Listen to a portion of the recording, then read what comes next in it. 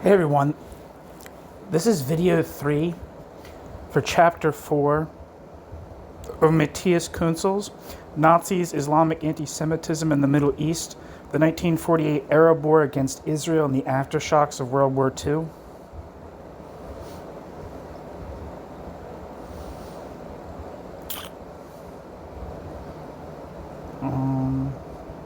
Yeah. And the chapter 4 is titled 1948, the Arab-Israeli War, or 1948 Arab-Israeli War.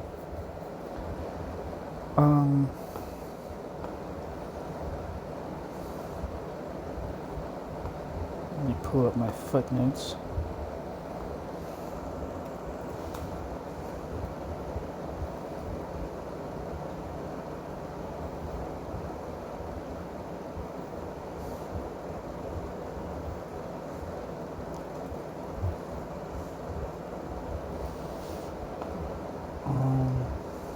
Okay. The first section of this video is titled Anti-Semitic Mobilization. Preventing the emergence of a Jewish state and wiping out the Jews living in Palestine have been constant themes of the Nazis' radio propaganda between April 1939 and April 1945. Quote, "The Prophet Muhammad fought the Jews and called upon Muslims to continue the struggle. Muhammad has chased the Jews from the Arab land and ordered Muslims to fight until they are extinct," end quote. Radio Season had proclaimed to the Arab world on the 15th of March 1943. Their propaganda campaigns changed the image of the Jews in the Arab world. They promoted an exclusively anti-Jewish reading of the Quran, popularized the European world conspiracy mythology, demonized Zionism, and instilled genocidal rhetoric against Israel. In 1946, a British Foreign Office cable, quote, spoke of Arab hatred of the Jews as being greater than that of the Nazis, end quote.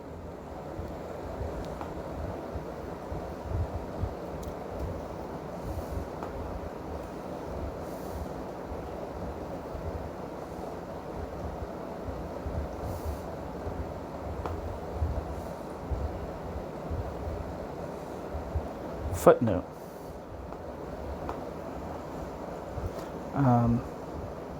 Benny Morris, 1948.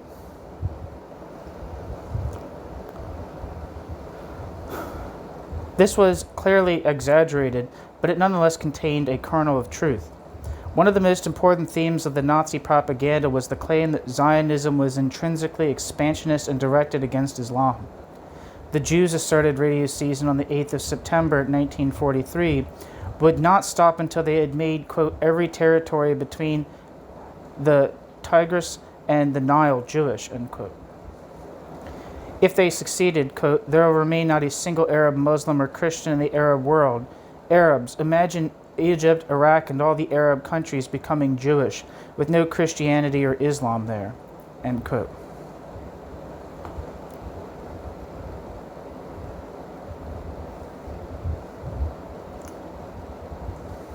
Footnote.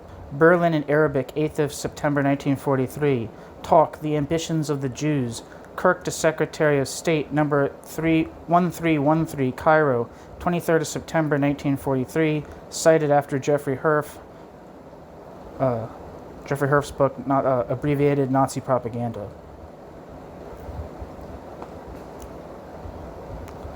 End footnote.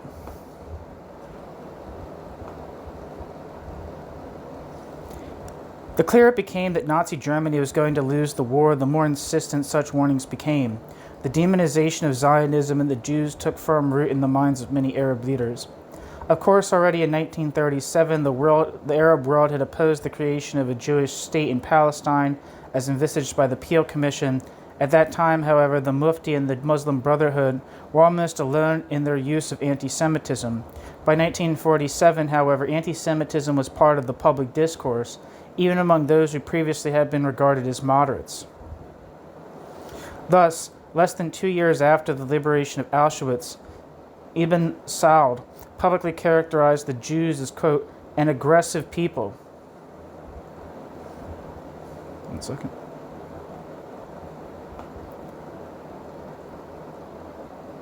Is, quote, an aggressive people that uses force in the name of humanity in order to achieve its goals, end quote, and whose ambitions extended to, quote, all Arab states in which holy places are to be found, end quote. Ibn Saud was not alone in his opinions. On behalf of Syria, Iraq, Saudi Arabia, Yemen, Egypt, and Lebanon, the Lebanese foreign minister Hamid Frangi spoke of the, quote, expansionist efforts, end quote, of Zionism, which presented a, quote, serious threat to peace in the Middle East, end quote.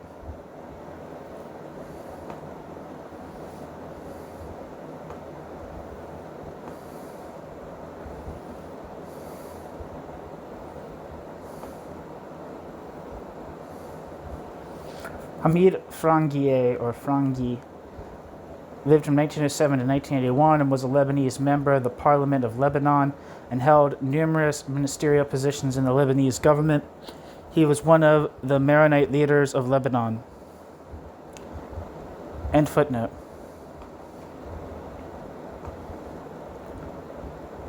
Or sorry, back to the text. For the Iraqi crown prince, Abd al-Ilah, actually is how you say it. Abd al-Ilah, I think it. Well, that's how I think you say it. I should say that.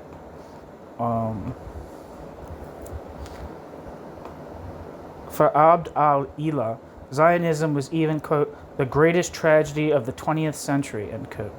While a member of the Egyptian parliament described it as, quote, a cancer on the Arab body, end quote. The Jordanian Prime Minister, Samir Rifai, went so far as to hold the Jews responsible for both world wars. All right, so I'm going to have to look some people up here, so you'll have to live with it.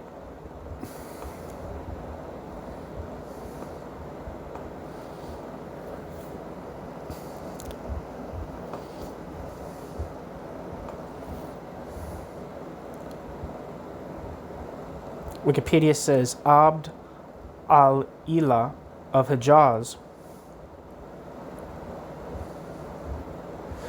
lived from 1913 to 1958 and was a cousin and brother-in-law of King Ghazi of the Hashemite Kingdom of Iraq and was regent for his nephew, King Faisal II, from the 4th of April 1939 to the 23rd of May 1953, when Faisal came of age.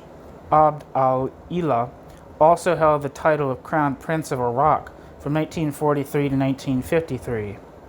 Abd al-Ilah was killed along with the rest of the Iraqi royal family in the 14th of July revolution in 1958 that ended the Hashemite monarchy in Iraq. Abd al-Ilah's body was mutilated, dragged across the streets of Baghdad, and eventually burnt.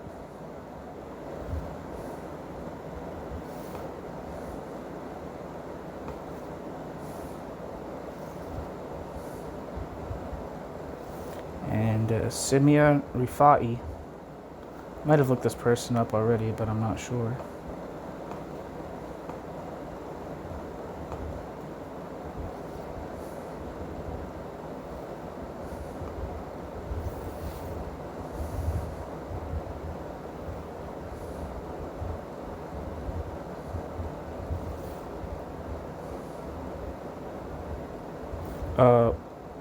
Wikipedia says Samir al-Rifai, or Rifai, was a Jordanian politician and statesman who served several terms as the 8th Prime Minister of Jordan.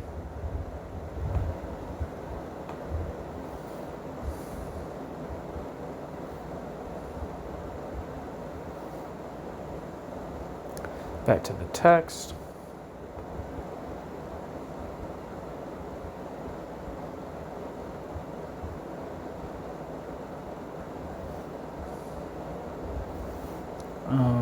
There's a footnote here for a book I want to look up.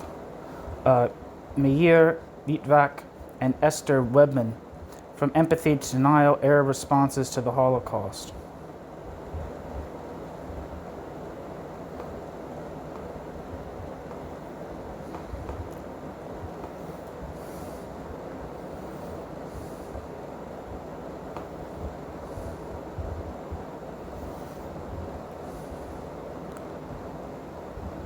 The description of this book says, based on years of research conducted mostly in Arabic sources, Meir Litvak and Esther Webman tracked the evolution of post-World War II perceptions of the Holocaust and their parallel emergence in the wake of the Arab-Israeli conflict of 1948.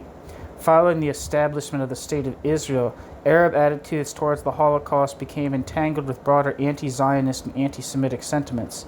Litvak and Webman tracked this discourse through the work of leading intellectuals and turned to representations of the Holocaust in the media and culture of Egypt, Lebanon, Jordan, and among the Palestinian people.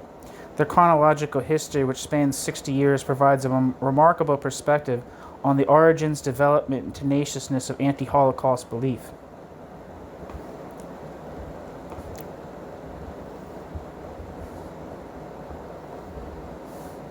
Back to the text and footnote. Even during the United Nations special session on Palestine, echoes of Radio Season could be heard in the speeches of the Arab delegates. Thus, during the special session in 1947, the Syrian representative, Faris al-Khoury, accused the Jews of conducting an extermination policy. Quote, "They started to invade Palestine and occupy certain portions of it with the policy of exterminating everyone here. Men, women, children, old and young, even animals, in order not to leave a trace of the living population of that country. And the places which they succeeded in conquering were subjected to utter destruction and extermination." End quote. Faris al-Khoury.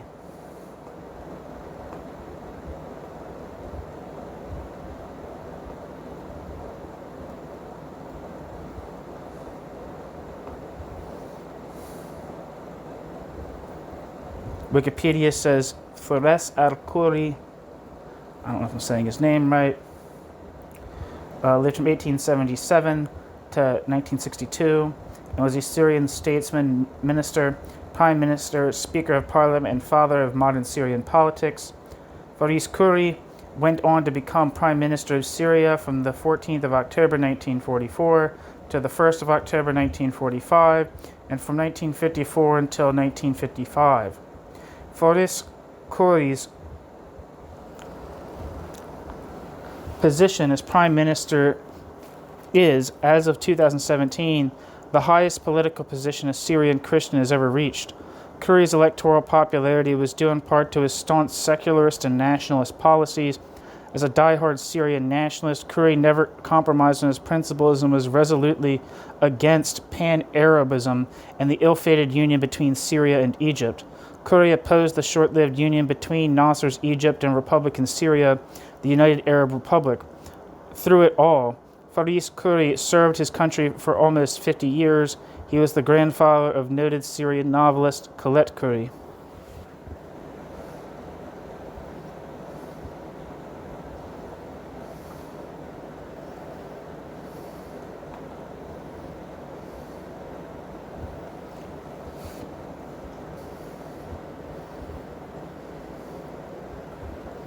Back to the text. The USA, too, is controlled by Jews. Quote, "The Jews have extended their influence into all circles," end quote. So said al-Khoury. Quote, "The Jews are influencing and dominating people here, even though they're only 1 to 30 in this country," end quote. Al-Khoury. Footnote. Cited after John Strawson, Partitioning Palestine, Legal Fundamentalism and the Palestinian-Israeli Conflict.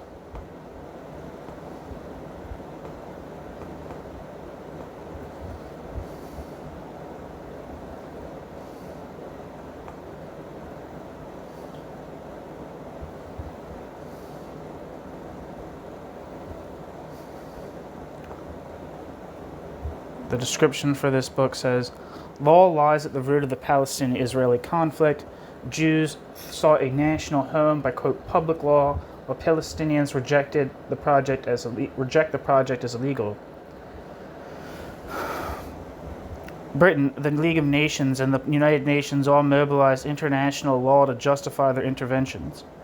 After the 1967 war, Israel organized an occupation with excessive legalism that most of the world viewed, in fact, as illegal. Partitioning Palestine focuses on 3 key moments in the Palestinian-Israeli conflict: the League of Nations mandate, the United Nations Partition Plan, and the Oslo Agreements. None of these documents are neutral, but rather encode a variety of meanings. The book traces the way in which these legal narratives have both shaped national identity and sharpened the conflict. In this pioneering text, John Strawson argues that a committed attachment to the belief in legal justice has hampered the search for a settlement. Law, far from offering conflict resolution, has reinforced the trenches from which Palestinians and Israelis confront one another.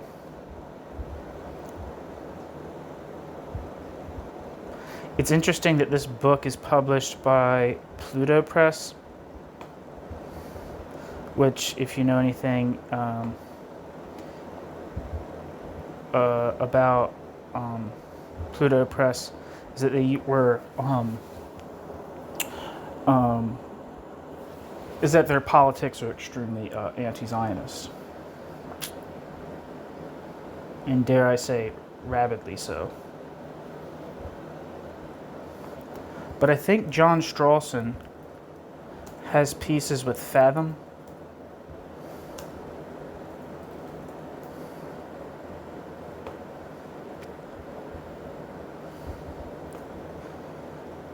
Yeah, he has pieces with Fathom, which Fathom is tries to have a more balanced and nuanced take on the issue of Israel-Palestine. So that's interesting. End footnote.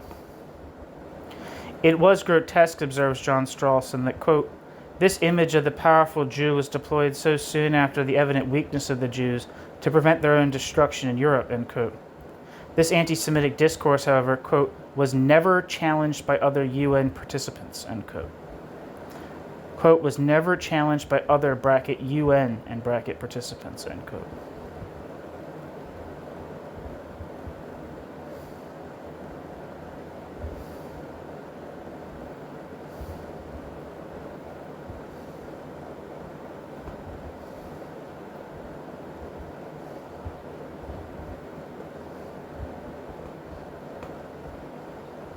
One second, I want to copy that down.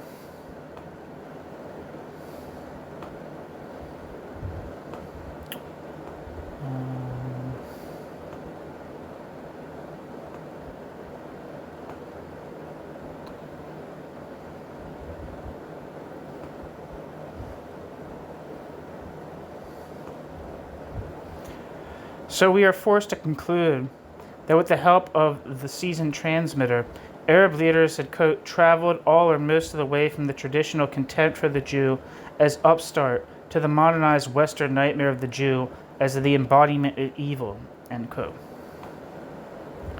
Bernard Lewis, The Jews of Islam, published in 1984. Emir Abdullah, the ruler of Transjordan, was the exception. A plausible explanation for his unique stance, writes Ilan Pape, very prominent anti-Zionist, quote, is his lack of anti-Semitism, unlike some of his contemporaries, end quote. Pape.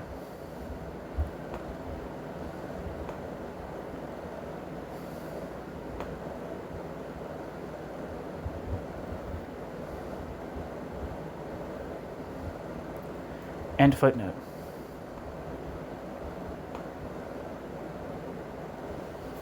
So we are forced to conclude that with the help of the seasoned end footnote. It is therefore no surprise to find the Arab League rhetorically banging the same drum. Quote, we have decided that Zionism poses a danger not only to Palestine but also to all other Arab countries and to all nations of Islam. Therefore, it is the duty of all Arab countries and Islamic countries to resist the danger of Zionism. End quote.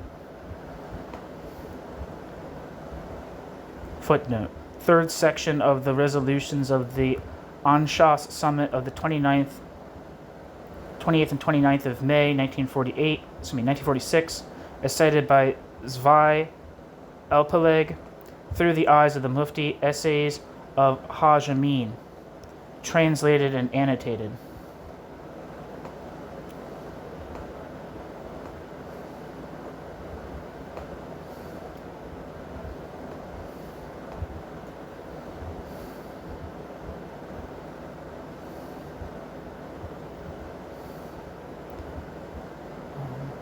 The description for this book says, Mufti Haj Amin al-Husseini lived from 1897 to 1974 and was a Palestinian Arab nationalist and Muslim leader in Mandatory Palestine, yet he had no chance of prevailing against the well-organized Zionist movement with its international support.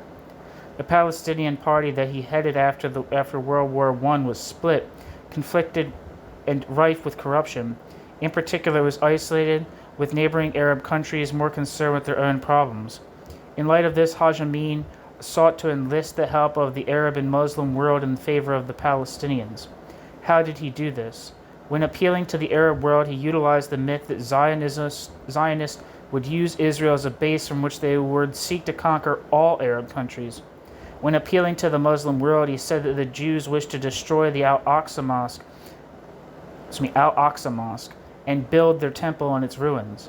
Another of the Mufti's myths is the story of the, quote, ancient conspiracy, end quote, the supposed plot of the British and the Jews to expel the Arabs from Palestine and award the land to the Jews. Although unsubstantiated at the time, millions of local Palestinians believed the Mufti's inventions and were alarmed by them. This remains true to a great degree to this very day. Now available in paperback, this book presents the Mufti's essays, the literal source of those myths, as well as notes and essays which apply to the ideas presented by Haj Amin.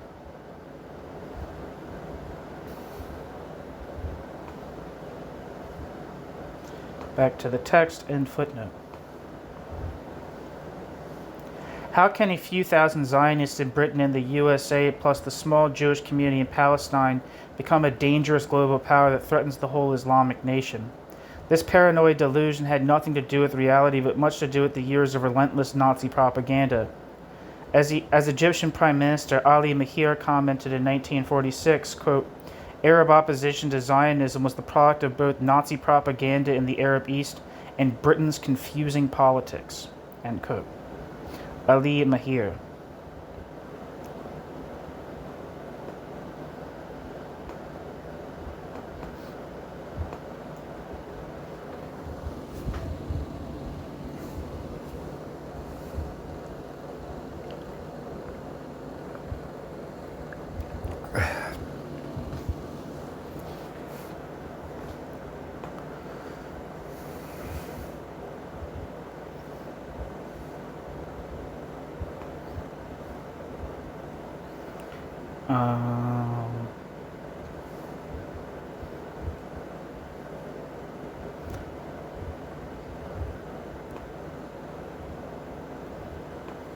Wikipedia says Ali Mahir Pasha lived from 1882 to 1960 and was an Egyptian political figure.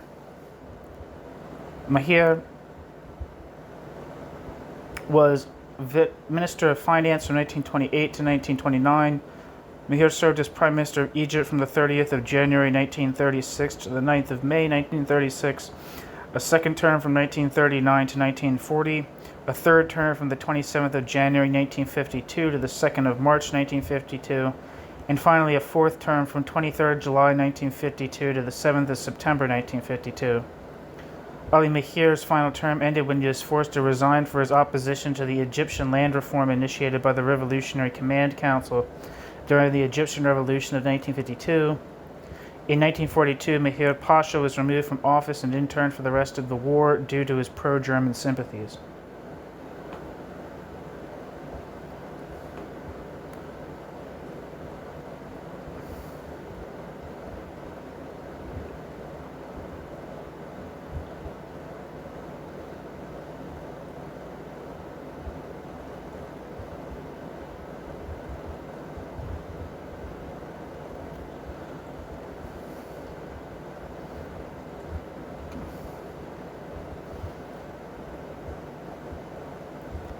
To the text.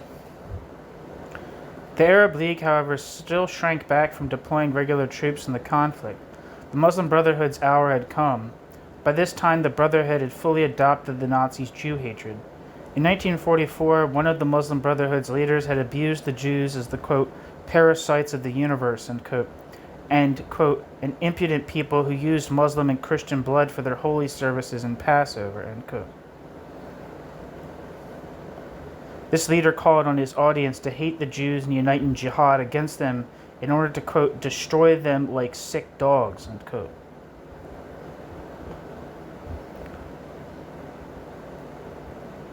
Footnote. See Thomas Meyer, Egypt and the Palestine Question, 1936 to 1945. This incident occurred in September 1944.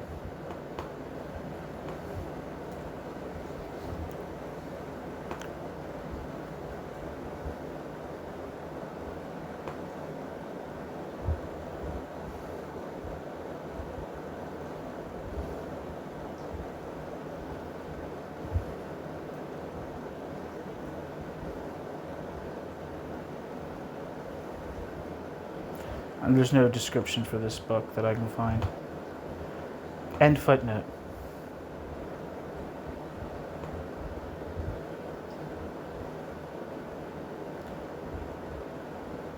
This hatred was not restricted to words.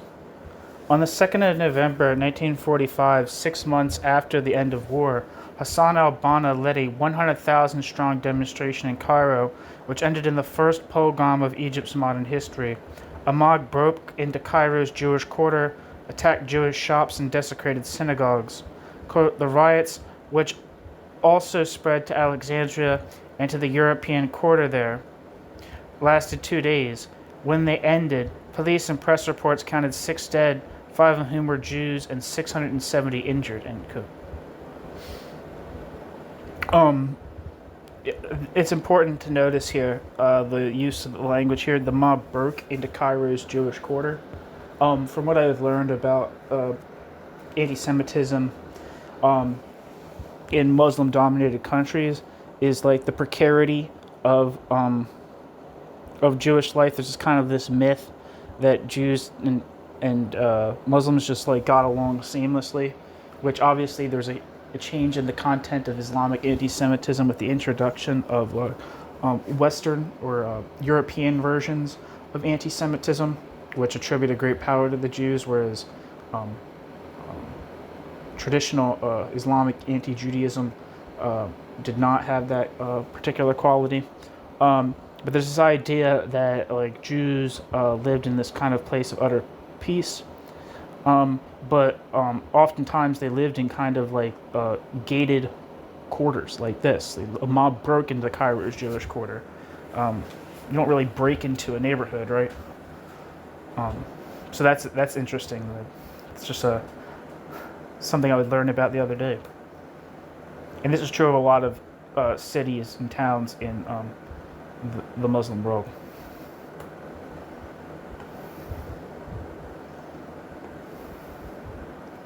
Fuck. When in May 1946, a commission formed by Britain and the USA recommended the entry of 100,000 Holocaust survivors to Palestine, the Muslim Brotherhood announced a bloodbath. Quote, 70 million Arabs and 400 million Muslims behind them, with the Muslim Brothers at their forefront, would make the implementation of the report impossible. Blood will flow like rivers in Palestine, end quote.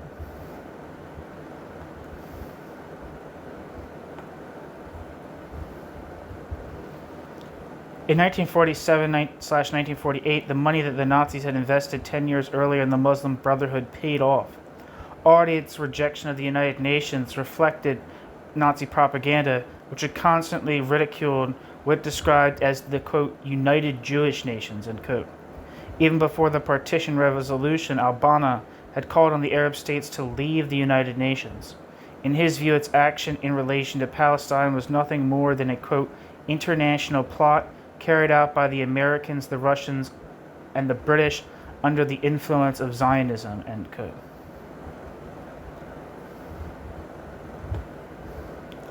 Then, in response to the UN partition resolution, the Brotherhood initiated violent demonstrations in every major European city in which people, quote, were summoned to bring down the British, the Zionists, and the Jews, while Europeans, Coptic, Greek, and Jewish institutions were attacked and partially destroyed, end quote.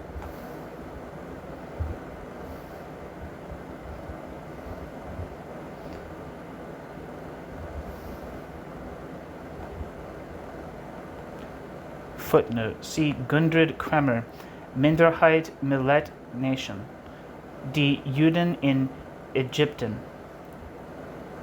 1914 to 1952. I'm going to look this up.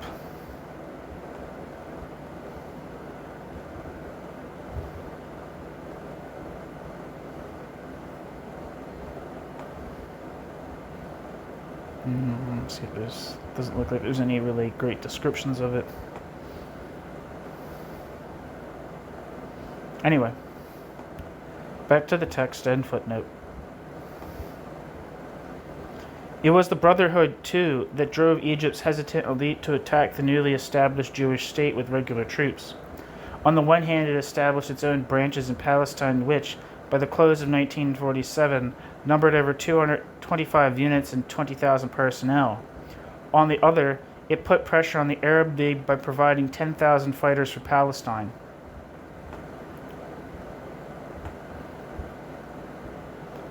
Above all, however, it brought hatred of Zionism onto the streets. Under its influence, a nationalist mass movement was created that longed for the catharsis of military confrontation, and a tidal wave of public anger whipped up that no one could withstand. Barry Rubin describes the mood, quote, in Egypt, a proliferation of organizations, proclaimed their devotion to an exclusively Arab Palestine. The Muslim Brotherhood, the Nile Valley Committee for the Defense of Palestine, the Al-Azhar religious notables, the Mufti, Young Egypt, Young Men's Muslim Association, the Arab Land Committee, and the Arab Union poured out exhortations and denunciations, In every country, April 1948 saw the pressure for war intensified. A student hunger strike in Baghdad urged the army's dispatch to Palestine. A citywide general strike rocketed Beirut on April 16th, calling for an end to the official non-intervention policy. A Damascus general strike demanded Syrian intervention. The newspapers, political parties, mass organizations, religious officials, and university students all echoed this cry to arms over Palestine. End quote.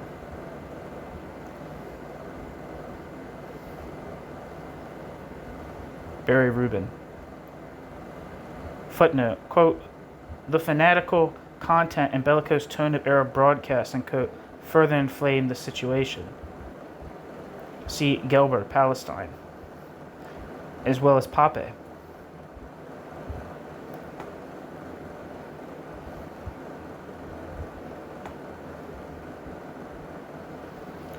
Rubin provides an interesting detail regarding the fanatical religious agitation conducted by the Muslim Brotherhood. Quote, God has allowed this decision to be taken by the UN, end quote.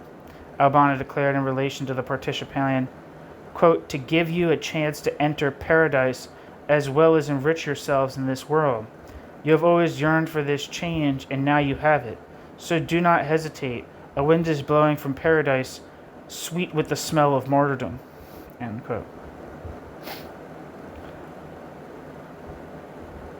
Mullahs from Al-Azhar University further whipped up the hysteria. On the 29th of April, 1948, they, quote, called on all Muslim countries for immediate military and economic action to save Palestine. 70,000 copies of the resolution were circulated to the press, Muslim representatives, the palace, and the cabinet. This resolution declared as well that, quote, saving Palestine, end quote, was a, quote, religious duty of all Muslims everywhere, end quote, and resorted to the Quran's statement, quote, he who dies fighting for Allah will be greatly recompensed in life to come, end quote.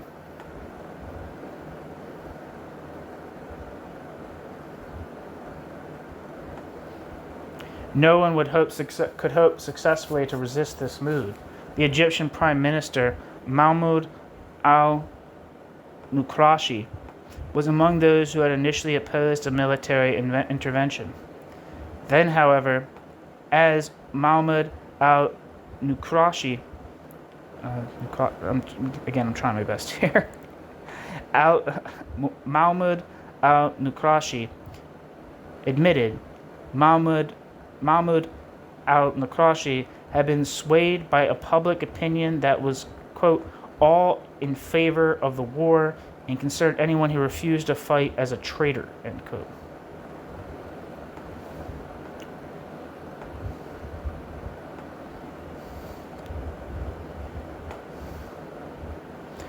Wikipedia says Mahmoud al-Naqrashi Pasha was an Egyptian political figure.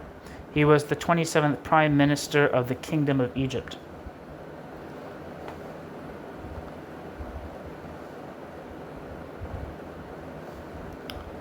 Back to the text.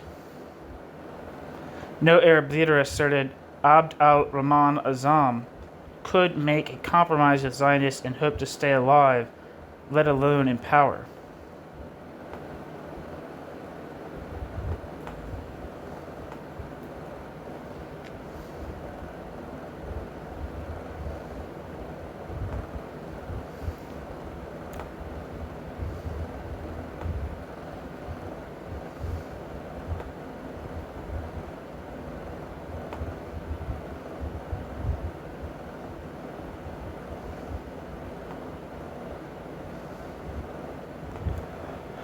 When the Arab League met in December 1947, Transjordan's Prime Minister Samir Rifa'i, as well as Ibn Saud's foreign policy advisor Youssef Yassin, explained that, quote, if their governments attempted to take a moderate stand, their lives and the lives of their respective kings would be in danger, end quote.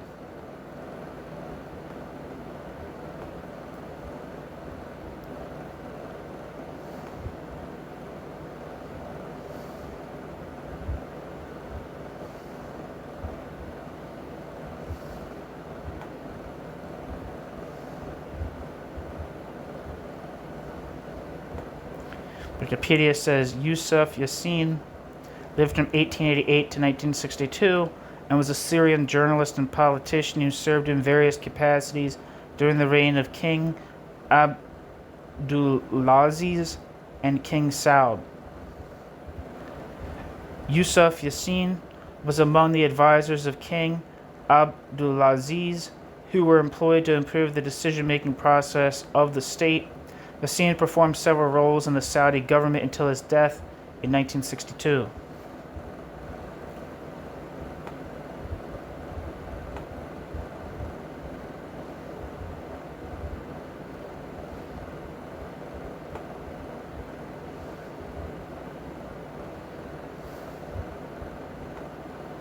Footnote: according to the report of this conference by British Arabist I. N. Clayton, see Isa Khalaf, Politics in Palestine, Arab Factionalism and Social Disintegration, 1939 to 1948.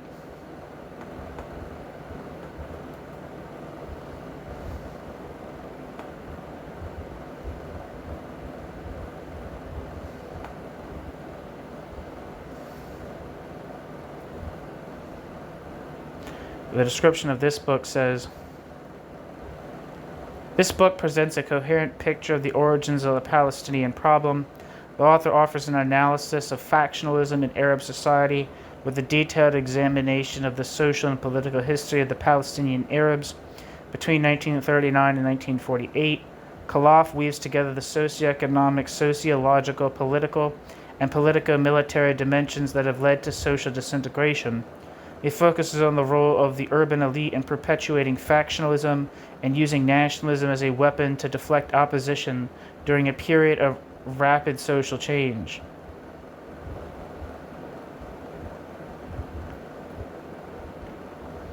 For those who are concerned with peace in Israel, the book provides a meaningful historical appreciation of a highly charged, emotionally laden conflict. Back to the text and footnote. With the conference in session, the Muslim Brotherhood brought 100,000 people out onto the streets under the slogan, quote, "We want weapons," end quote. On the terrace of the elegant Savoy Hotel, where the League was meeting, quote, the leaders of the Arab states stood with dignified, solemn faces, to greet, fez in hand, the march past of the believers, end quote. Reads a contemporary account.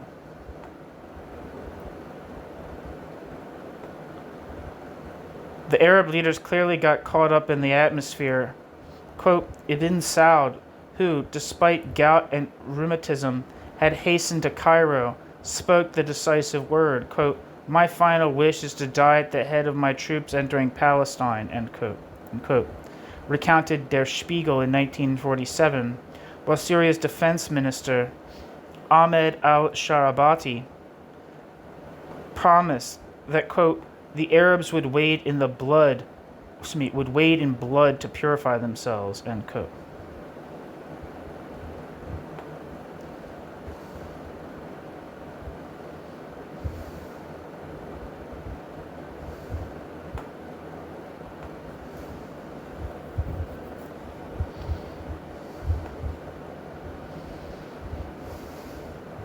Wikipedia says Ahmed al-Sharabati lived from 1909 to 1975 and was a Syrian politician and the defense minister of Syria between 1946 and 1948, serving in the post as Syria gained its independence from France and during the early days of the 1948 Arab-Israeli War.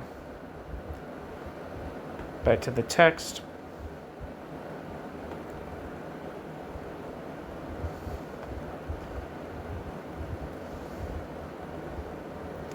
At this meeting, the Arab League pledged to do no more than train volunteers for the jihad. The training was conducted partly by Egyptian officers and partly by Muslim Brotherhood cadre.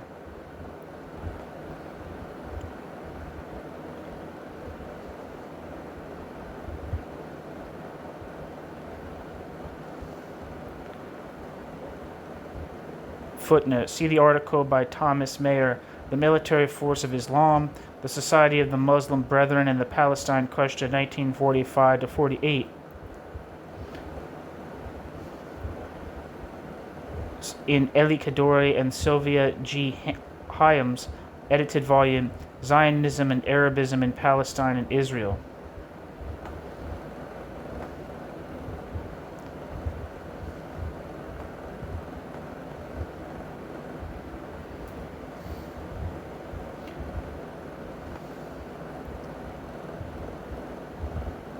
The description of this book says, this book, first published in 1982, collects together 10 studies from the journal Middle Eastern Studies.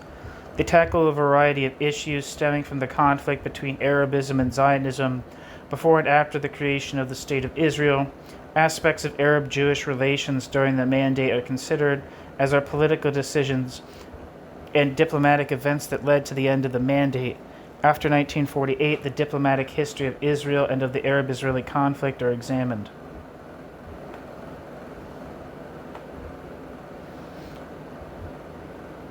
End footnote. However, here, for the first time, a previously reluctant Egypt had accepted responsibility for the struggles in Palestine. Then rumors spread of a brutal massacre of Arab Palestinians that was alleged to have happened on the 9th of April 1948 in the village of Deir Yassin, rumors that seemed to confirm all the horror stories about the cruel and bloodthirsty Zionists that had been part of the years of Nazi propaganda.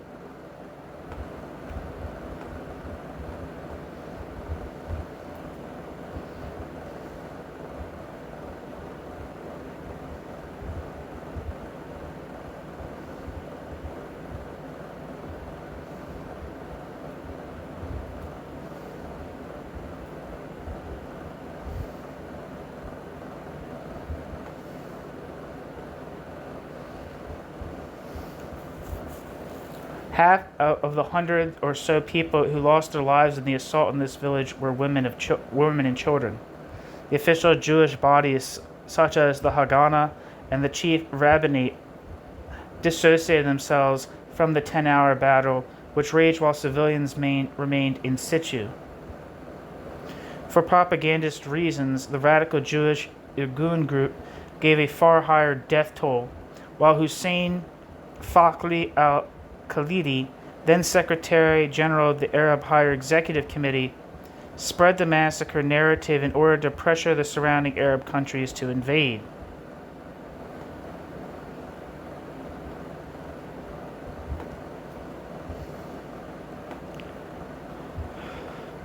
This propaganda was on the one hand effective. The war fury did indeed now reach new heights. Quote, the Arabic press and public became hysterical in their call for intervention, end quote.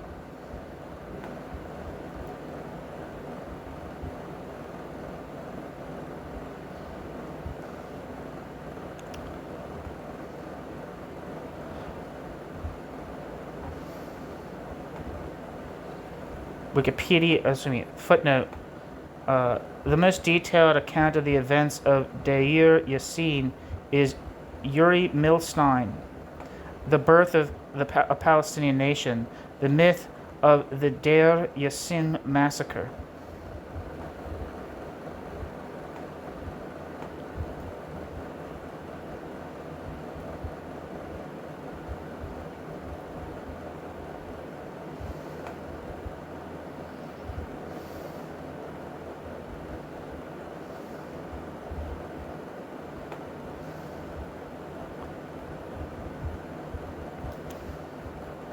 The description of this book says, in the pre-dawn hours of April 9th, 1948, men of the nascent Israeli State's underground defense organization, Etzel and Lehi, converged on the Arab village of Deir Yassin. By the end of the day, many were dead.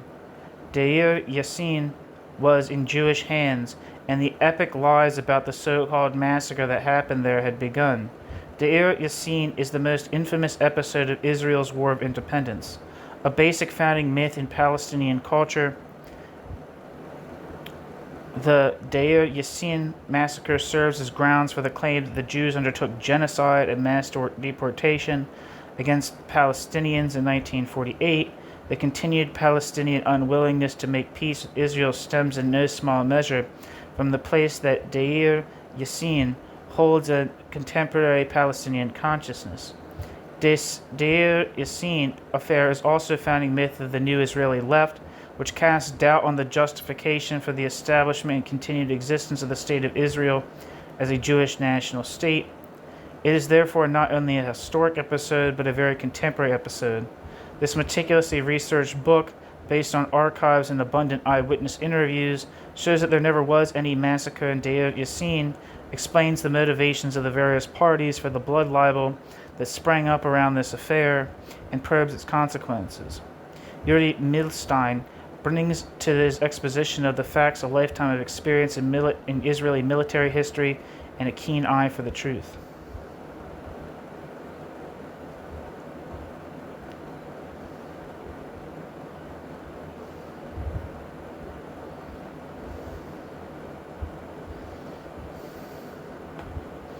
This book is published with Geffen Books.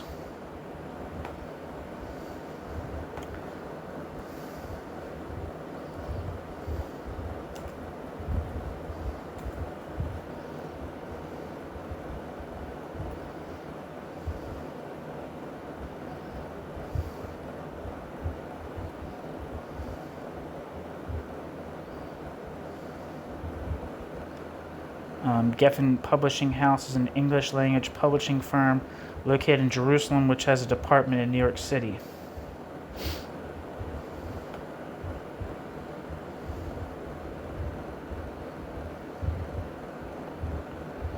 And the Wikipedia for Deir Yassin says,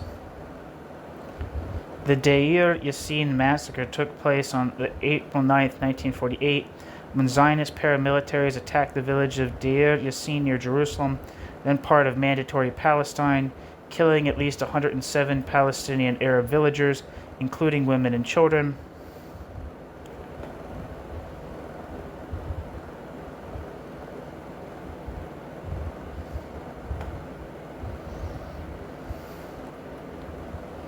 The attack was conducted primarily by the Irgun and Lehi, who were supported by the Haganah and Palmach. The massacre was carried out despite the village having agreed to a non-aggression pact. It occurred during the 1947-48 Civil War and was a central component of the Nakba and the 1948 Palestinian expulsion and flight. On the morning of April 9th, Irgun and Lehi forces entered the village from different directions.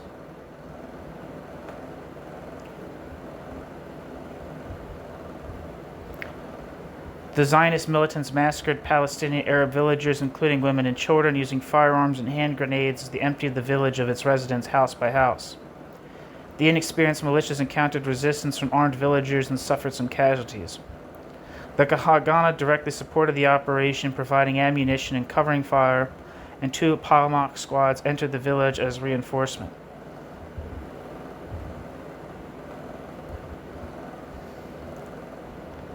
A number of villages were taken captive and paraded through West Jerusalem before being executed.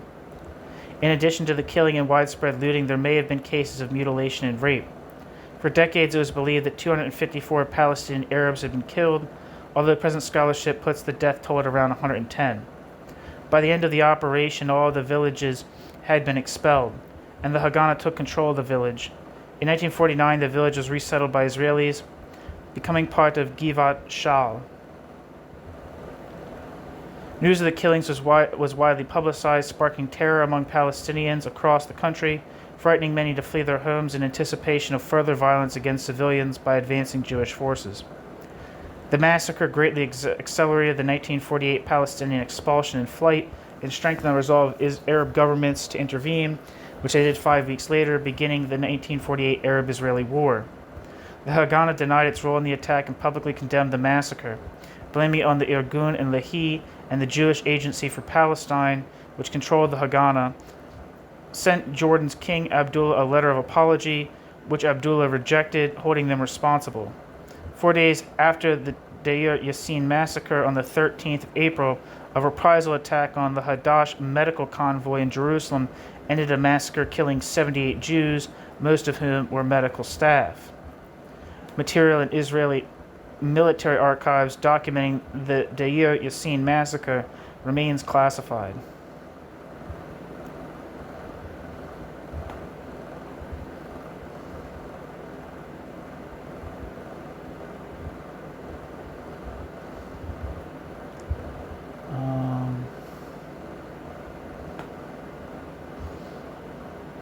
Okay, so back to the text and footnote.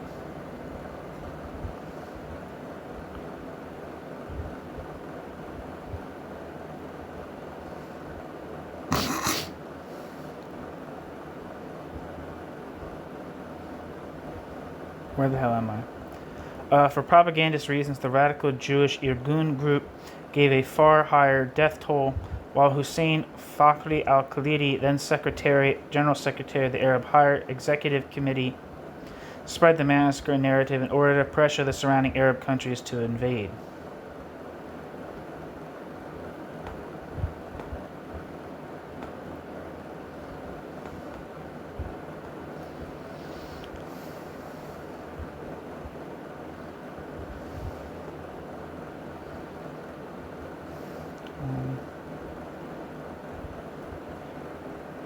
Wikipedia says the Irgun, officially the national military organization in the land of Israel, abbreviated as Etzel or IZL, was a Zionist paramilitary organization that operated in Mandatory Palestine between 1931 and 1948.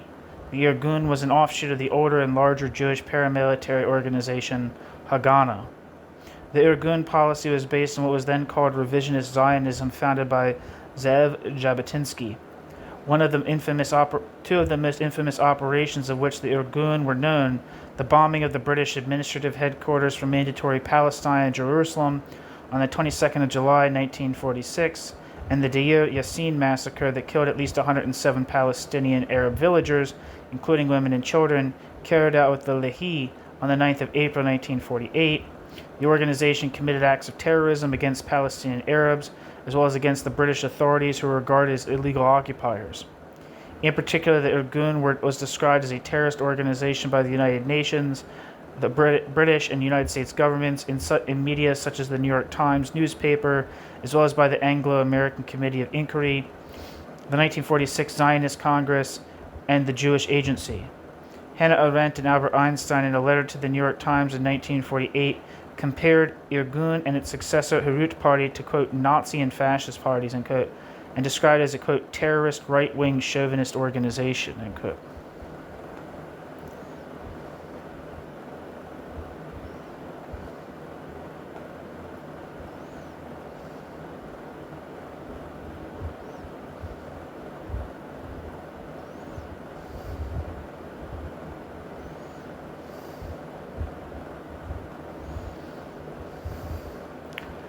Following the establishment of the State of Israel during the 1948 Palestine War, the Irgun began to be absorbed into the newly created Israel Defense Forces.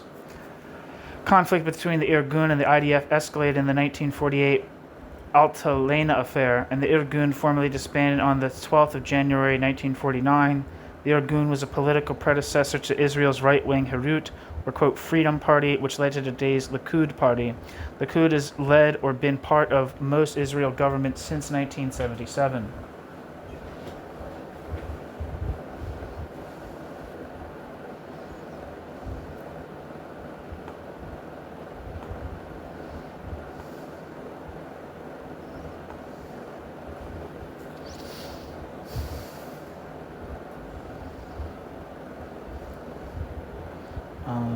Back to the text.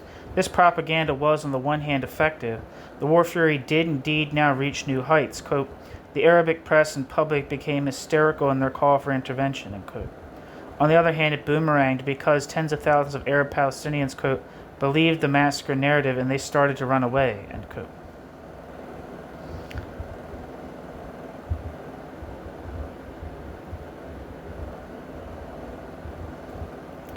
Footnote.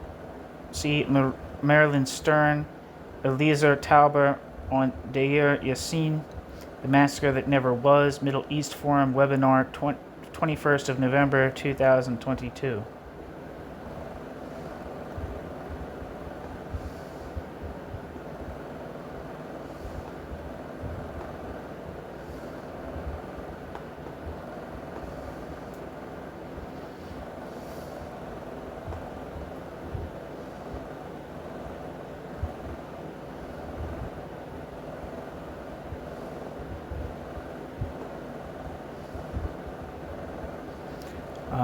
End footnote. It was, in particular, the Muslim Brotherhood's propaganda, writes Thomas Mayer, that, quote, created an atmosphere in which war seemed the only logical and natural process, ... The government's failure to suppress this propaganda encouraged the military intervention, ... The society succeeded in drawing Egypt into a full-scale military initiative in Palestine, end quote.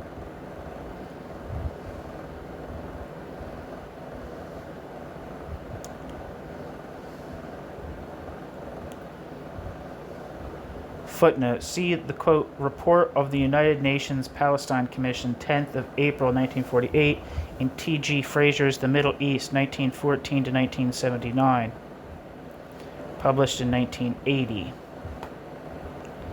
See...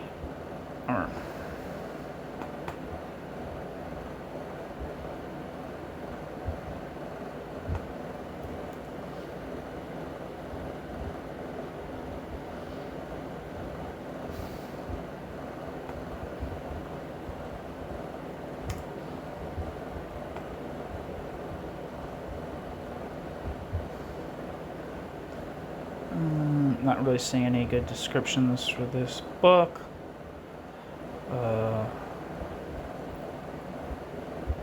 Back to the text.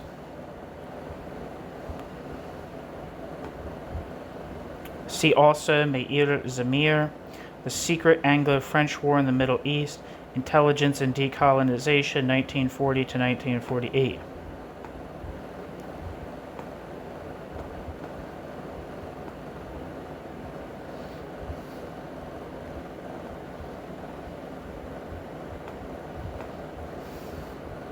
The description for this book says, the role of intelligence in colonialism and decolonization is a rapidly expanding field of study.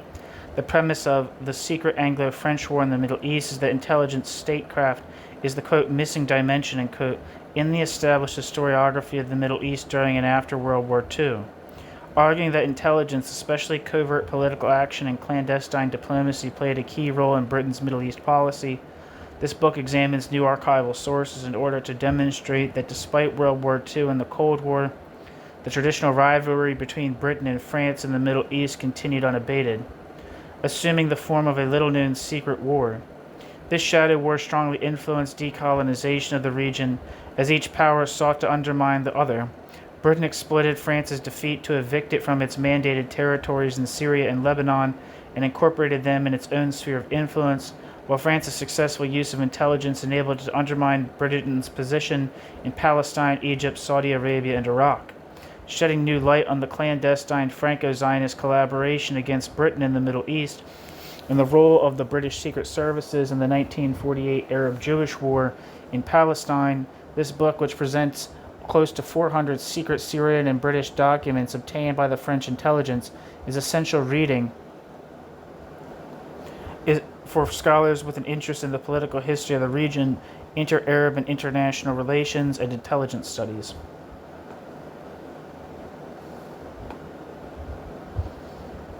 Back to the text and footnote.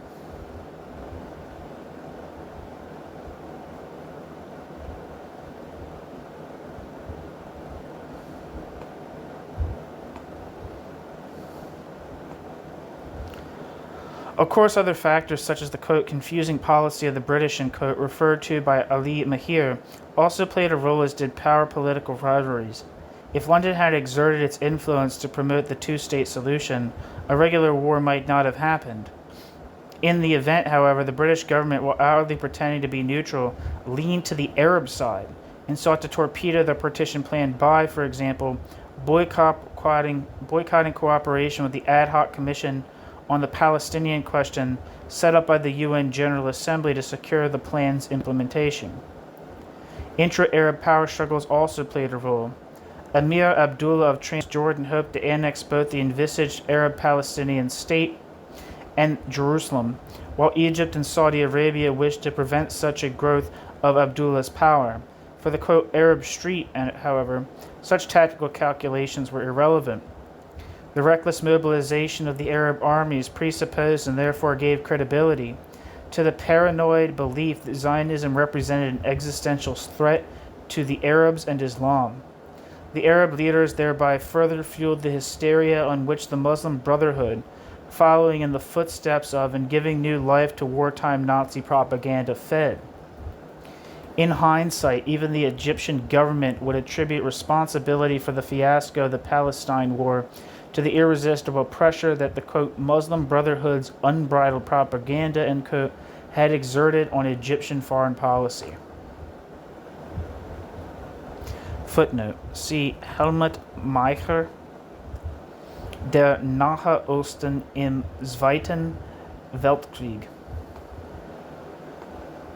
Published in 2017.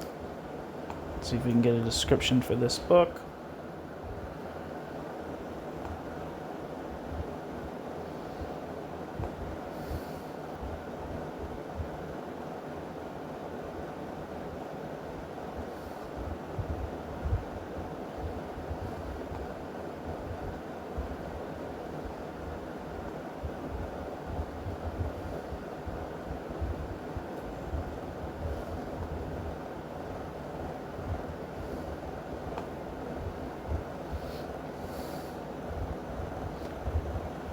The description for this book says, Helmut, which translates as the Middle East in World War II. Helmut Meicher provides a thorough summary of the history of World War II in the Middle East, with a focus on the Anglo-American coercive rule of the Arab countries and its far-reaching consequences. The author also analyzes the military events in North Africa, Iraq, and Syria, as well as the founding of the Arab League and Allied planning for the region in the post-war period. Following the closure of the Mediterranean to civilian shipping, the Middle East was unexpectedly excluded from global trade. Under Anglo-American leadership, often using draconian methods and coupled with self-serving development strategies, the region was subjected to rationing measures and oriented towards economic self-sufficiency. The effectiveness of these interventions was due to British colonial techniques and imperial privileges. Material support was provided by the United States. Drawing on comprehensive source material, Helmut Meicher demonstrates how these actions were received very differently in the Middle East. However, the entire region continues to be shaped by the Anglo-American interventions of that time.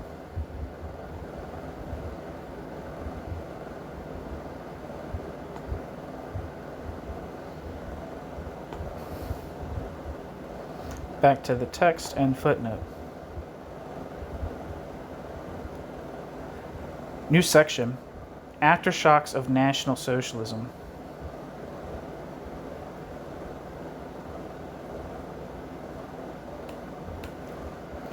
Actually, hold on, let me see, where am I at in this video anyway?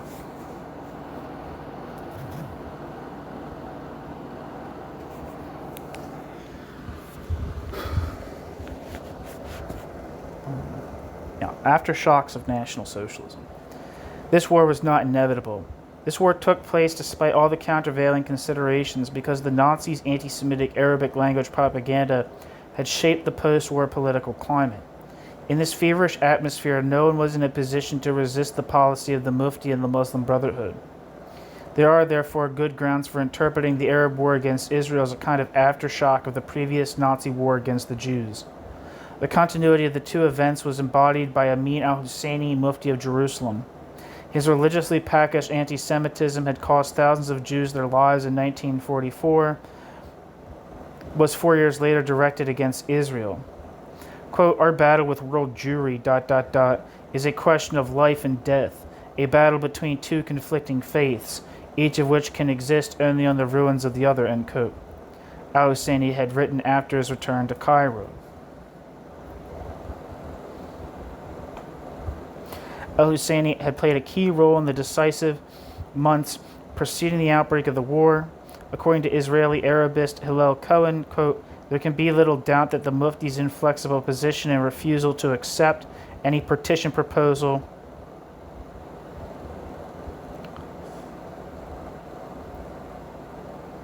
were the major reasons for the outbreak of war in 1948, unquote. Hillel Cohen. Al-Husseini's militant anti-Semitism was backed by the Muslim Brotherhood, who hailed the Mufti as a man who had realized Hitler's dream. Quote, this hero, they rejoiced after his return from Paris in 1946, quote, fought Zionism with the help of Hitler in Germany. Germany and Hitler are gone, but Amin al-Husseini will continue the struggle, end quote. In 1945, the Egyptian media had reported in detail on the Holocaust and the Nuremberg war crimes trials that had begun in the same year.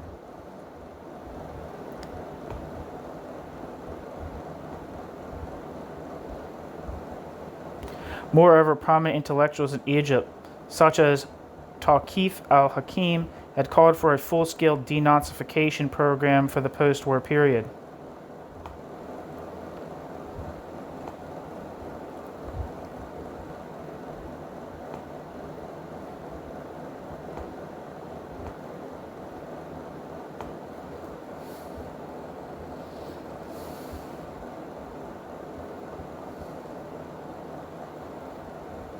Wikipedia says Tawqif al-Hakim lived from 1898 to 1987 and was an Egyptian writer.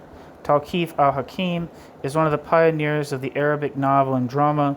The triumphs and failures that are represented by the reception of his enormous output of plays are emblematic of the issues that have confronted the Egyptian drama genre as it has endeavored to adapt its complex modes of communication to Egyptian society. Back to the text.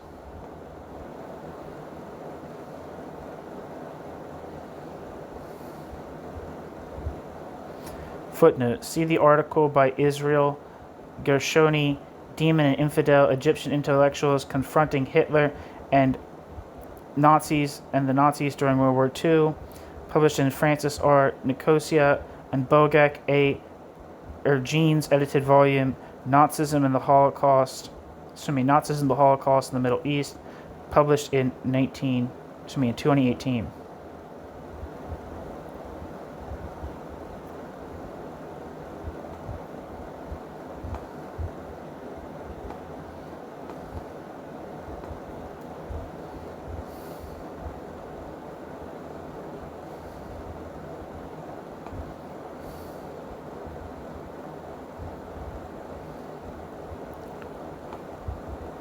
The description of this book says, given their geographical separation from Europe, ethno-religious and cultural diversity, and subordinate status within the Nazi racial hierarchy, Middle Eastern societies were both hospitable as well as hostile to National Socialist ideology during the 1930s and 1940s, focusing on Arab and Turkish reactions to German anti-Semitism and the persecution and mass murder of European Jews during this period.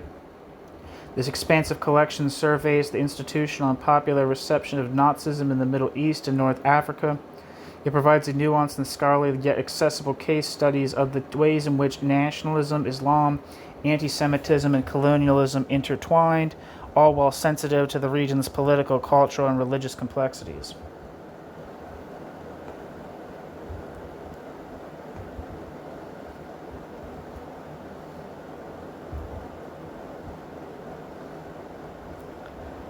End footnote. Notwithstanding the authorities were unable to counter the Islamist pro-Mufti campaign, a final attempt to do so was undertaken by the head of the Egyptian government, Ismail Sidki. In June 1946, he criticized King Farouk's decision to grant asylum to the Mufti without consulting the government and referred to the Mufti's, quote, political errors, unquote, during his exile in Germany. The Brotherhood responded with a series of angry statements and declared that al-Husseini, rather than committing any errors, had used his time in Germany to, quote, perform jihad, end quote. By going on the offensive, the anti-Semitic current in the Arab world was able to seize the initiative between 1945 and 1948 and set the agenda. As a result, quote, blinded by their belief in the inevitability of Arab victory, by their own propaganda about the unlikelihood of effective Jewish resistance, and unable to admit any hesitancy or weakness, for political as much as psychological reasons, Arab leaders marched their country straight into a costly and humiliating disaster. End quote.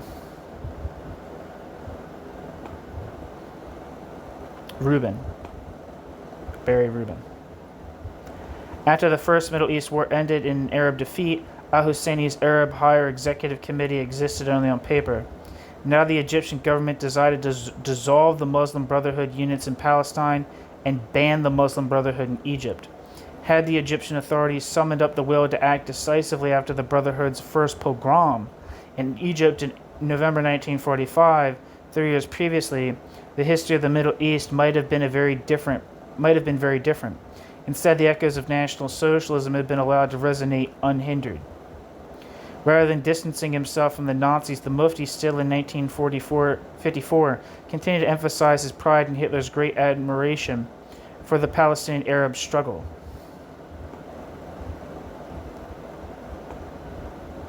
The Muslim Brotherhood, too, never repudiated the Mufti's alliance with Hitler, while the intimidated Egyptian authorities kept quiet about this aspect of the Brotherhood's policies. Within the contemporary global picture,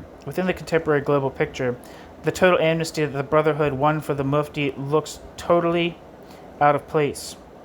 Quote, the Arabs proved to be the only people in the world for whom close cooperation with Hitler and Mussolini was not a crime, not even a blemish on the record of a national leader, end quote.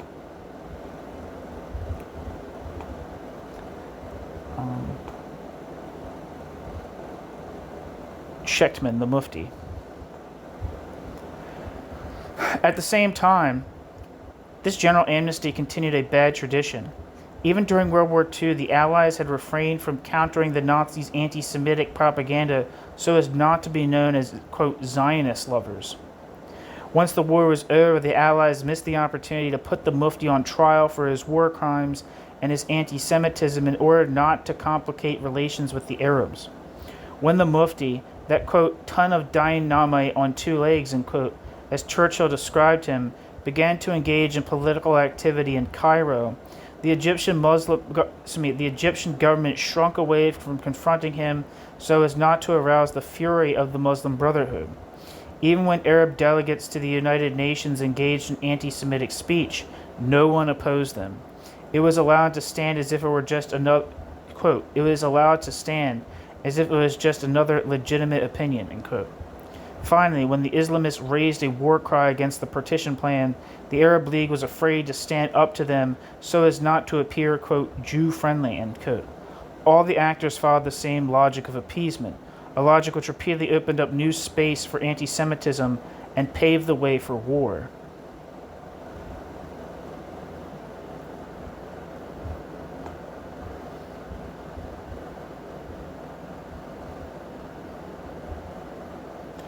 New section. Israel's guilt? Despite all the above, there is a widespread tendency today to pin the responsibility for the 1948 war not on the by then endemic anti-Semitism, but on Israel and Zionism. Thus, in a booklet entitled Antisemitismus im Islamismus, Anti-Semitism in Islamism, published by the German Federal Office for the Protection of the Constitution in 2019, we read the following, quote, "In 1948, the establishment of the State of Israel and its victory over the Allied Arab states, Egypt, Syria, Lebanon, Jordan, and Iraq, in the War of Independence was the climax of the escalation. During the war, there occurred the flight and expulsion of hundreds of thousands of Muslim Palestinians, a fact that weighs heavily to this day on Israeli-Palestinian relations," end quote. There is no mention either of the UN decision of 1947 or the invasion by Arab armies in 1948. Instead, Israel, although it had accepted the UN decision, is held responsible for the, quote, climax of the escalation, end quote, creating the impression that it had attacked the Arab world. Even more striking is the way in which these events are presented in the Handbuch des Antisemitismus, Länder und Regionen, Handbook of Anti-Semitism, States and Regions, issued by the Berlin Center for Research on Anti-Semitism, ZFA, in 2008. This bulky reference work describes the process of the foundation of Israel in these terms, quote, "The foundation of the State of Israel in May 1948 is described as the Nakba, quote, catastrophe, end quote, in Arab political discourse. The flight and expulsion of 700,000 Palestinian Arabs who left the country as a result of the fighting and territorial loss of a large proportion of the former Mandate territory exemplify in Arab eyes the ongoing intrigues of the European powers. In the 1950s and 60s, the Palestinian question moved to the center of pan-Arab ideology, and politics is the symbol of imperialist threats," end quote. Once again, the impression is created that the real, quote, catastrophe, end quote, was the creation of the State of Israel, rather than the invasion of the Arab armies that followed a few hours later. The handbook deals with this key event in the Middle Eastern conflict exclusively from, quote, the Arab viewpoint, end quote, omitting to mention contrary views or such relevant factors as the invasion of Palestine by the Arab states in 1948. Once the Arab aggression has been omitted, however, there is then no further reason to consider its motives and attendant circumstances, such as the Nazis' Arab language propaganda.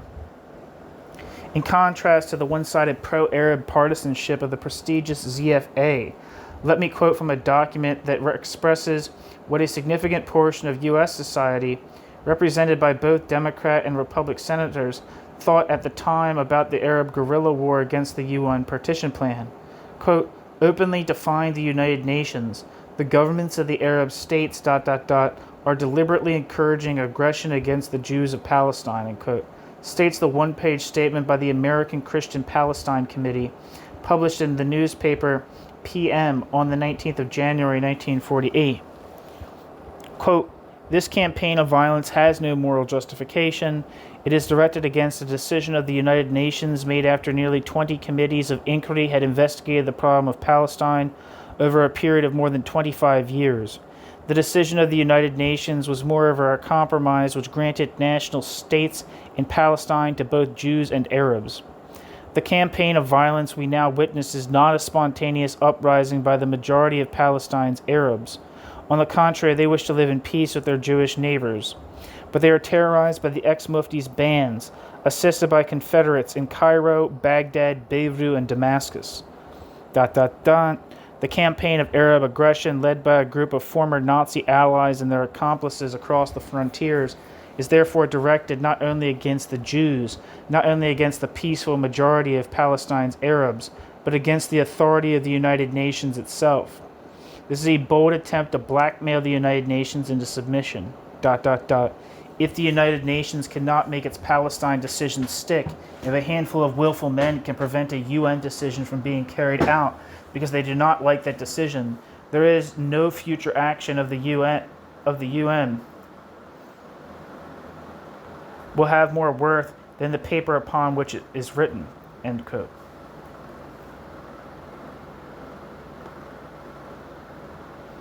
Footnote. Senator Robert F. Wagner et al.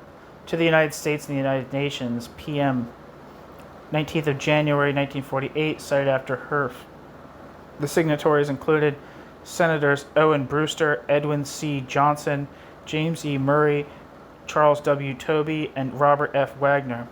I am grateful to Professor Jeffrey Herf for providing me with a copy of the original statement.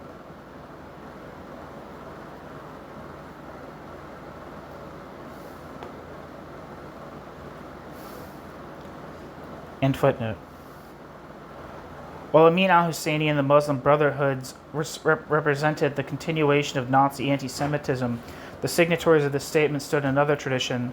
Their support for the Zionist project was a logical continuation of the anti-Nazi and anti-fascist passions of World War II.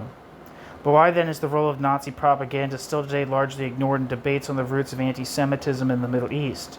Instead, this anti-Semitism is either considered as something, quote, brought into the Arab world by missionaries and colonial powers, end quote, as the ZFA researcher Juliana Wetzel wrote in 2009, omitting to mention the German policies of the 1930s and 1940s, or attributed to the period after 1948, that is, after the founding of Israel.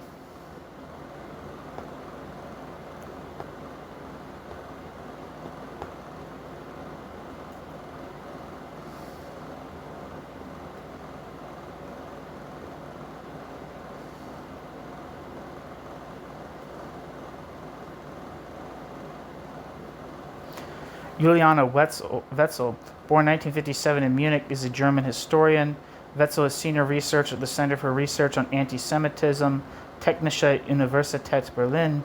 Wetzel co-authored a March 2003 report on anti-Semitism in the European Union with Werner Bergmann, in which they identified anti-globalization rallies as one of the sources of anti-Semitism on the left.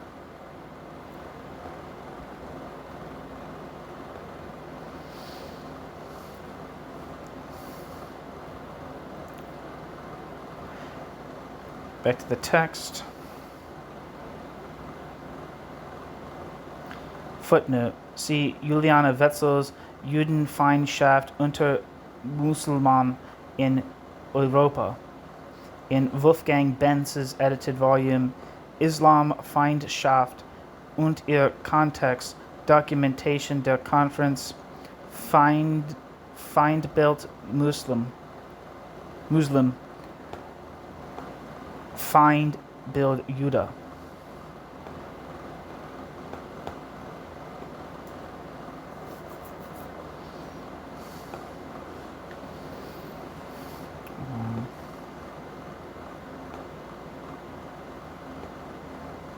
And the description of this book says, the growing hostility towards Muslims was the topic of a conference organized by the Center for Research on Anti-Semitism at the Technical University of Berlin in December 2008. The aim of the conference was to address current resentment against Muslims in Europe, and particularly in Germany, and to examine it using the tools of prejudice research, for which anti-Semitism serves as the primary paradigm. Sometimes violent reactions in the press, online forums, and among bloggers, mostly written without knowledge of the presentations, prompted the conference to be documented.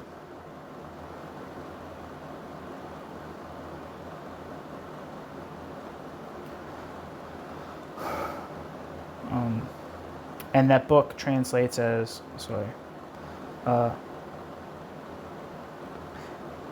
Islamophobia and its context, documentation of the conference, quote, enemy image of Muslims, enemy image of Jews.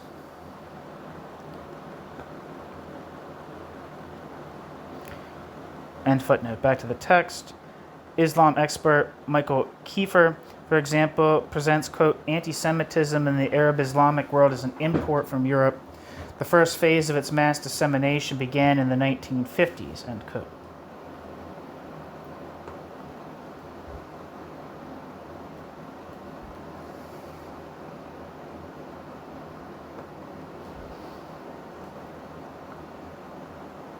Again, there was no mention of the period between 1937 and 1945.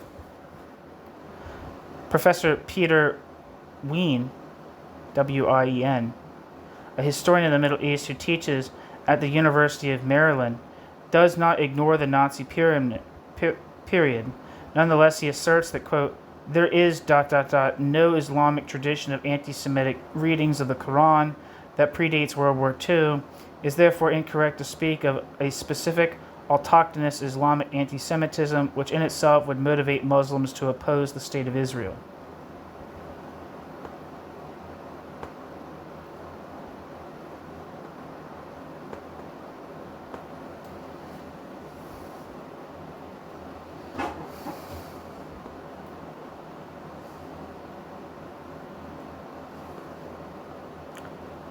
End quote. In his view, the Islamization of anti-Semitism began after the Six-Day War. Quote, after 1967, ... references to selective and decontextualized readings of anti-Jewish passages of the Quran and the broader Islamic textual tradition were a novelty. End quote. Peter Wien.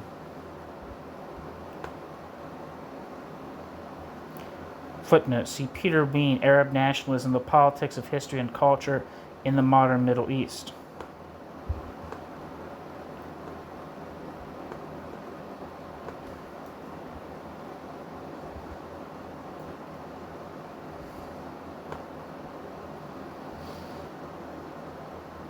The description of this book says, Arab nationalism has been one of the dominant ideologies in the Middle East and North Africa since the early 20th century. However, a clear definition of Arab nationalism, even as a subject of scholarly inquiry, does not yet exist. Arab nationalism sheds light on cultural expressions of Arab nationalism and the sometimes contradictory meanings attached to it in the process of identity formation in the modern world. It presents nationalism as an experienceable set of identity markers in stories, visual culture, narratives of memory, and struggles with ideology, sometimes in culturally sophisticated forms, sometimes in utterly vulgar forms of expression. Drawing upon various case studies, the book transcends a conventional history that reduces nationalism in the Arab lands to a pattern of political rise and decline. It offers a glimpse at ways in which Arabs have constructed an identifiable shared national culture, and it critically dissects conceptions about Arab nationalism as an easily graspable, secular and authoritarian ideology modeled on Western ideas and visions of modernity. This book offers an entirely new portrayal of nationalism and a crucial update to the field, and as such is indispensable reading for students, scholars, and policymakers looking to gain a deeper understanding of nationalism in the Arab world. Back to the text and footnote.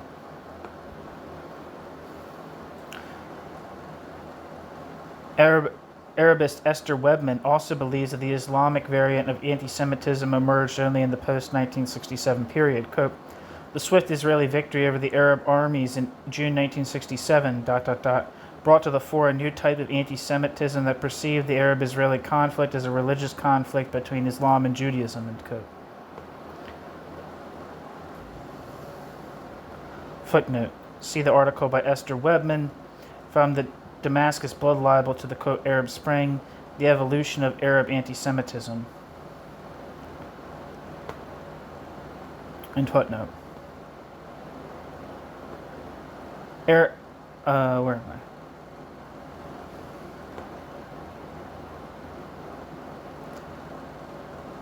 I? Only then, in post-1967, did, quote, anti-Semitism, referring to the Quran and the Islamic tradition, bracket undergo, and bracket, a process of Islamization, end quote.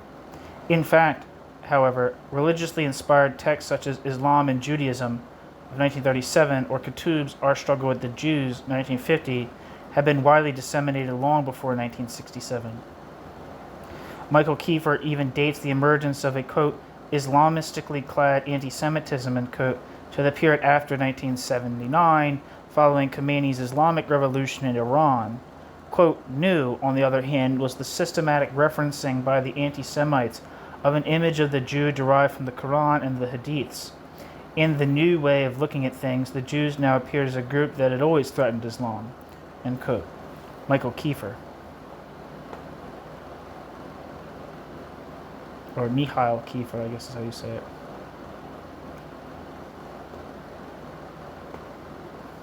There's a book cited here by Kiefer.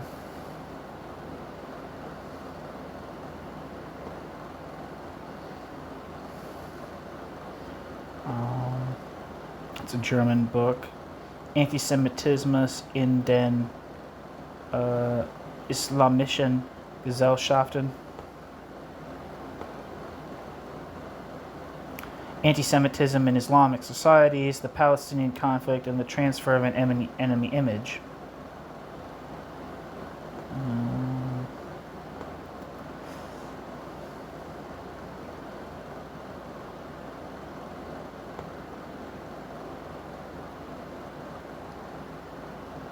Not seeing any great descriptions of this book.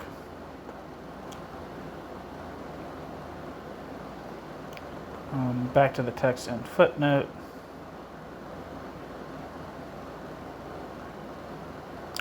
In fact, however, this, quote, way of looking at things, unquote, was by no means new.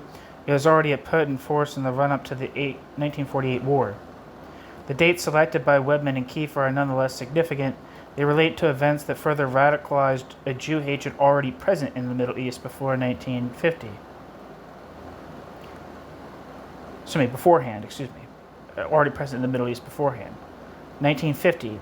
The foundation of the State of Israel and the alleged impossible defeat of the Arab armies further fueled the anti-Semitism. Gamal Abdul Nasser, whose putsch in 1952 is one of the consequences of the defeat, disseminated the protocols of the Elders of Zion in the Arab world and employed many of the Nazi war criminals who had evaded judgment by fleeing to Egypt in their special field of expertise, anti-Jewish propaganda.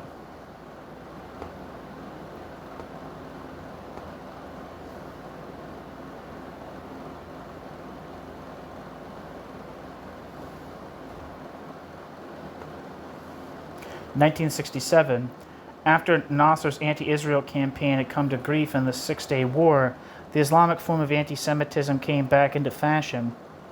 In particular, the religious establishment missed no opportunity to explain the military defeat as the result of a lack of faith.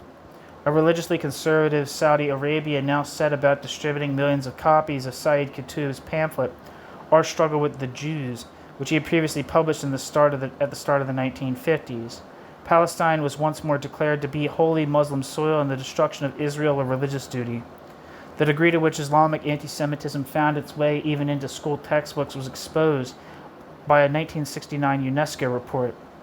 Their investigation into the teaching material used in Palestinian refugee camps revealed that in religious studies and history books, quote, an excessive importance is given to the problem of relations between the Prophet Muhammad and the Jews of Arabia, in terms tending to convince young people that the Jewish community as a whole has always been and always will be the irreconcilable enemy of the Muslim community. End quote.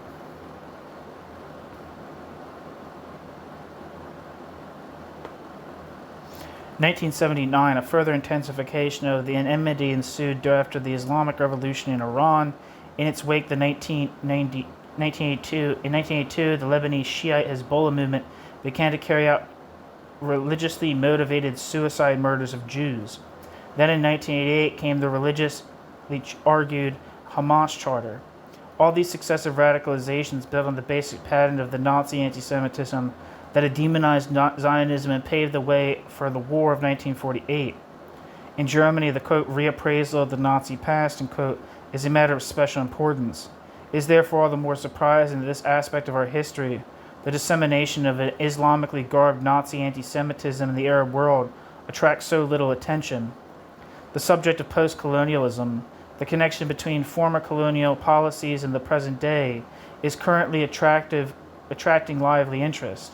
There is, however, no such interest in the subject of post-Nazism, the links between Nazi foreign policy and current events. Moreover, even when the Nazis' Middle Eastern policy is topical, its ideological dimension is as a rule ignored. Helmut Meyer is undoubtedly one of the most prominent German historians of the Middle East. In the volume Die Palästina-Frage, The Palestinian Question, 1917-1948, that he edited, the Italian and British radio stations are briefly mentioned. There is, however, no mention of Radio Season or all the other Nazi efforts to embed anti-Semitism in the Middle East in either this work or the latter. Or the later, 2017, Der Nahe Osten im Zweiten Weltkrieg.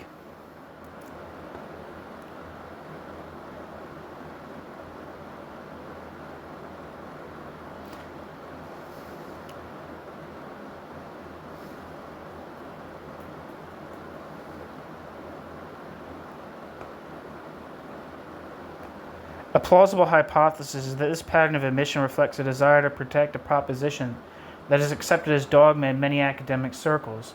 The idea that Israel, that is, Jews, bear sole responsibility not only for the war in 1948, but also the anti-Semitism in the region, what follows is only a small sample of the available evidence. Michal Kiefer, quote, "The spread of anti-Semitism in the Arab Islamic world is an immediate consequence of the Palestine conflict," end quote. Alexander Flores, quote, "I suggest that these anti-Semitic and attitudes among Palestinian Arabs and be seen not as a cause, but as an outgrowth of the conflict," end quote. Gilbert Ashkar, I have a piece critiquing Gilbert Ashkar by Barry Finger, a socialist trade union militant who worked for, or was a main editor of New Politics, critiquing Gilbert Ashkar's most recent book on Israel-Palestine. Anyway, Gilbert Ashkar, quote, "The anti-Semitic statements now heard in Arab countries are fantasy-laden expressions, for which, quote, the Jews, end quote, of Palestine in the majority, as well as Israel, the, quote, Jewish state, end quote, they founded, must in fact be held responsible," end quote. Stefan Wild, quote, "Middle Eastern anti-Semitism is the consequence, not the cause of the Middle East conflict," end quote.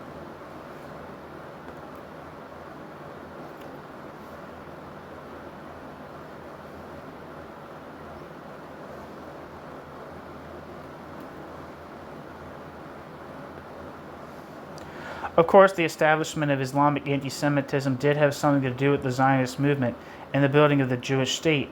However, there was more than one way to respond to these phenomena. There were, for example, Egyptians who welcomed the, quote, victory of the Zionist idea as the turning point for, the revival of the Orient, unquote.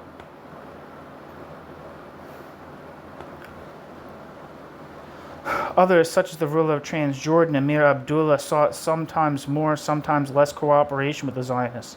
A third group may have opposed Zionism but not Judaism, while initially it was only the Mufti supporters who adopted the anti-Semitic approach. The Nazis exclusively backed the last group. The Nazis saw the clashes in Palestine as an opportunity to promote their form of Jew hatred. Quote, "The understanding of the danger of the Jews has not yet been awakened here," unquote, complained the Cairo Nazi local group in October 1933 in a letter to Berlin. To create an anti-Jewish mood, it was necessary to focus on the point, quote, "where real conflicts of interest exist between Arabs and Jews, Palestine. The opposition between Arabs and Jews there must be transplanted into Egypt," end quote.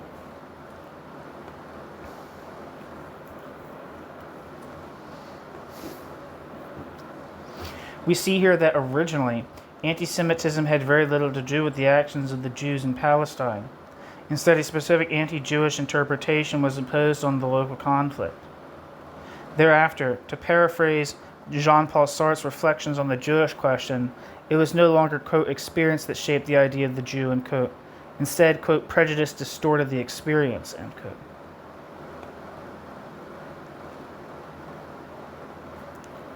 Moreover, the question about the causes and consequences of the Middle Eastern conflict does not permit a, quote, either-or, end quote, answer. For if one interprets the Muslim Brotherhood's Jew hatred as a result of Zionist policies, it is still the case that their anti-Semitism contributed to the exacerbation and perpetuation of the conflict. Statements such as, quote, Middle Eastern anti-Semitism is the consequence, not the cause of the Middle East conflict, end quote, do not capture the complexity. Finally, the systematic avoidance, the active ignorance that seems to operate in relation to the Nazi role in fueling the Middle East conflict confirms the suspicion that historical truth is here being sacrificed to an ideological goal, that of placing Israel in the dock and making Jews responsible for anti-Semitism. In reality, Nazi Germany influenced the situation in the Middle East in many ways. First, the Third Reich's policies, including the transfer Havara Agreement, forced many Jews to emigrate to Palestine, thus fueling the Jewish-Arab antagonism there.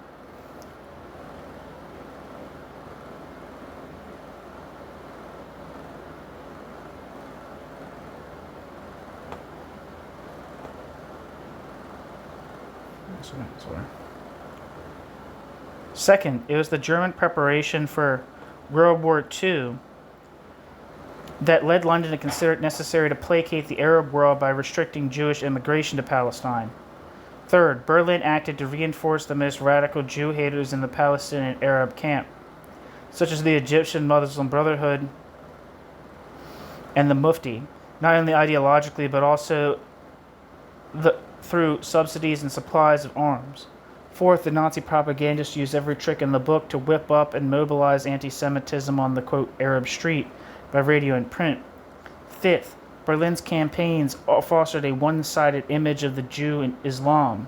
Quote, German propaganda combined Islam with anti-Jewish agitation to an extent that had not hitherto been known in the modern Muslim world. End quote. David Motadel, für Prophet und für die islamische Welt und das Dritte Reich.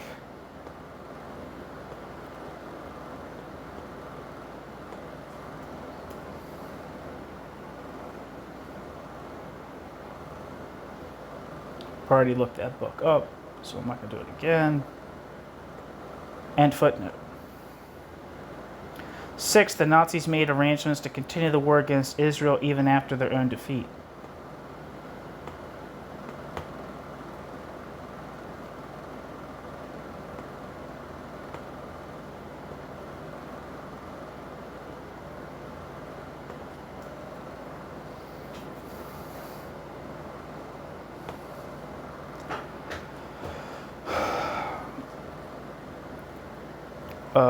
The Havara Agreement, literally transfer agreement, was an agreement between Nazi Germany and Zionist organizations signed on the 25th of August 1933.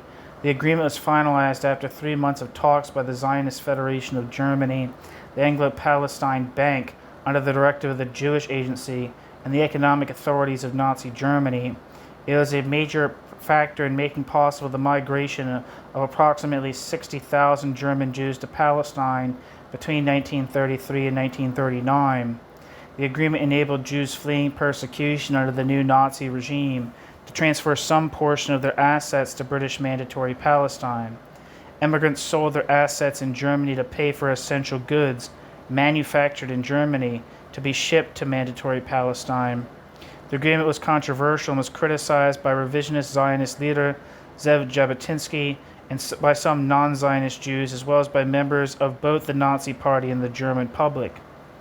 For German Jews, the agreement offered a way to leave an increasingly hostile environment in Germany. For the Yishuv, the Jewish community in Palestine, it offered access to both immigrant labor and economic support. For the Germans, it facilitated the immigration of German Jews while breaking the anti-Nazi boycott of 1933, which had mass support among European and American Jews and was thought by the German state to be a potential threat to the German economy.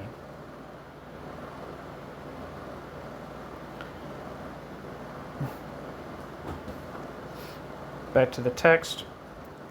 All the above had a huge impact on the Middle Eastern conflict, and so on the Arab world as we have known it since 1948. And we can go further. The legacy of the Nazis' influence continues to affect us to this day.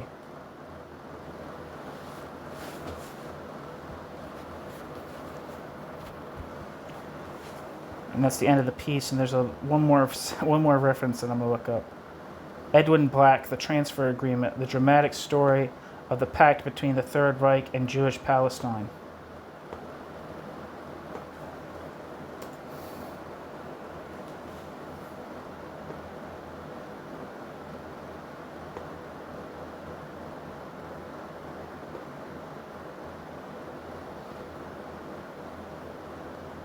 And the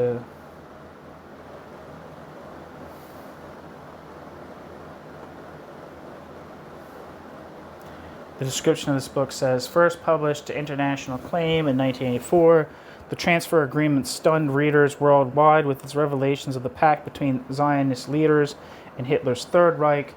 Concluded in 1933, this controversial pact transferred 55,000 Jews and $100 million to Palestine on the condition that Zionist organizations call halt to their economic boycott of Nazi Germany, a potent tactic that was threatening to topple Hitler's government, then only in its first year in power. The debate over this controversial deal virtually tore apart the Jewish world in the pre-World War II era, and it remains unresolved today. Whereas the transfer agreement indeed ultimately saved lives, rescued assets, and helped lay the foundation for what would become the Jewish state in 1948, it also arguably allowed the Nazi regime to survive its first year, and over the next 12 to plumb the depths of ethnic intolerance and implement massive genocide.